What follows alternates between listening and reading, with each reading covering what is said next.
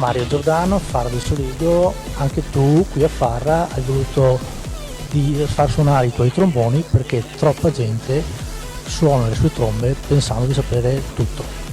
Sì, c'è troppa gente che pensa di sapere tutto e c'è troppa gente che fa calare dall'alto delle verità che poi così portano a pensare meno con la propria testa e questo secondo me è un male. Siamo in una chiesa sconsacrata, siamo in un posto bellissimo, fuori arrivando qua ho visto le colline patrimonio dell'UNESCO, l'Italia è un paese straordinario, ogni angolo che giri trovi ricchezza, tradizioni, forza, cultura, radici,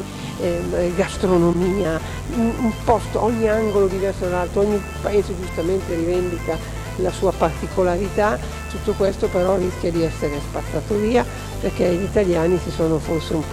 tendono a dire a allentare un po' la propria difesa. Allora il mio vuole essere un tentativo di risvegliare, dobbiamo difenderlo questo nostro paese, per difenderlo bisogna farsi venire ogni tanto qualche mal di pancia, qualche mal di fegato, bisogna informarsi, bisogna conoscere, non bisogna pensare a tutti uguali. E in effetti durante la presentazione del libro tu hai proprio esortato il pubblico ad essere contrariato da quello che dicevi, proprio per dimostrare che è bello avere idee diverse. Io sono contento quando la gente pensa con la propria testa, la cosa che ci deve far paura è il pensiero unico, siccome il pensiero unico invece si sta sempre più diffondendo anche in virtù delle emergenze successive, ormai viviamo da quasi 3 anni, 2 anni e mezzo in costante